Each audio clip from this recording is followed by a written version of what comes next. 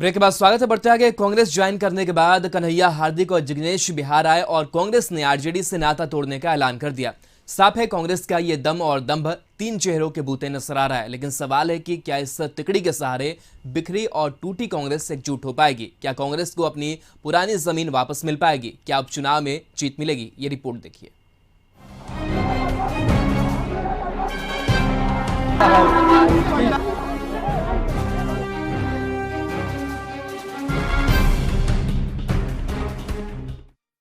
रास्ते में आते हुए एक पत्रकार ने हमको भी पूछा कि आपका स्ट्राइक रेट खराब है।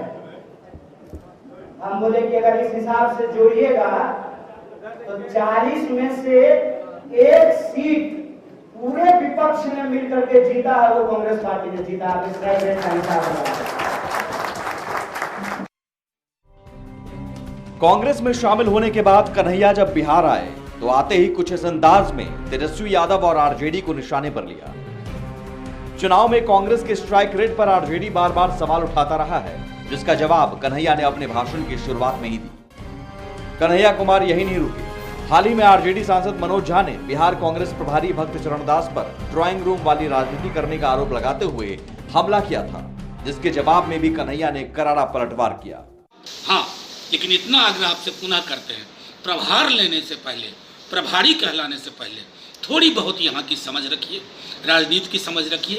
ड्राइंग रूम में बैठ करके जमीनी हकीकत आप नहीं समझ पाएंगे। एक पढ़ा लिखा इंसान लठैत की भाषा बोलता है और हमारे प्रभारी के बारे में उनको मालूम नहीं है कि ये कौन है। ये जो आपके बीच में बैठे हुए इंसान हैं, मैं इनके बारे में आपको बताता हूं कि अगर इनके जैसे लोग कांग्रेस पार्टी में नहीं होते तो हमारे और जिग्नेश जैसे लोगों को कांग्रेस पार्टी में आने का हिम्मत नहीं होता।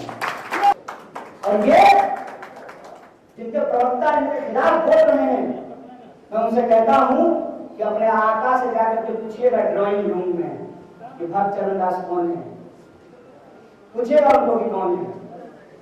समाजवादी आंदोलन के वीर चंद्रशेखर जी की सरकार में मंत्री रहे। कन्हैया के साथ साथ हार्दिक पटेल और जिग्नेश मेवानी ने भी बिहार कांग्रेस मुख्यालय सदाकत आश्रम में कांग्रेस कार्यकर्ताओं में जोश भरने की पूरी कोशिश की।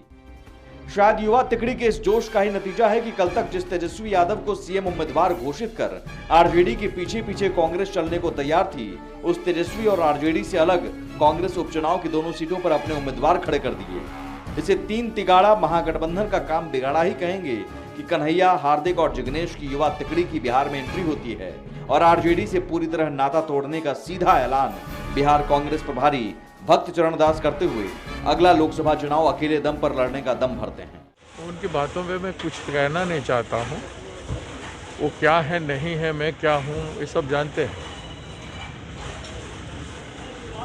और चुनाव हमारा सीट पे हम लड़ना हमारा राजनीतिक आवश्यकता है और हम लड़ रहे हैं।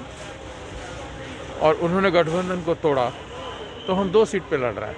कांग्रेस अपने आप की ताकत में खड़ा होगी, हम जम के लड़ेंगे और 40 पार्लियामेंट में लड़ेंगे। यानी कांग्रेस को भरोसा है कि इस युवा तिकड़ी के जरिए न सिर्फ वो तेजस्वी की काट ढूंढ चुके हैं, बल्कि कांग्रेस को बिहार में खोई हुई जमीन भी मिल सकती है। जिस भरोसे की अग्नि परीक्षा 2 सीटों के लिए होने वाले उपचुनाव में होगी और 2 नवंबर को आने वाले इस परीक्षा के नतीजे तय करेंगे कि इस युवा तिकड़ी में कांग्रेस के डूबते जहाज को बचाने का कितना दम है। पटना से अवनीश के साथ ब्यूरो रिपोर्ट।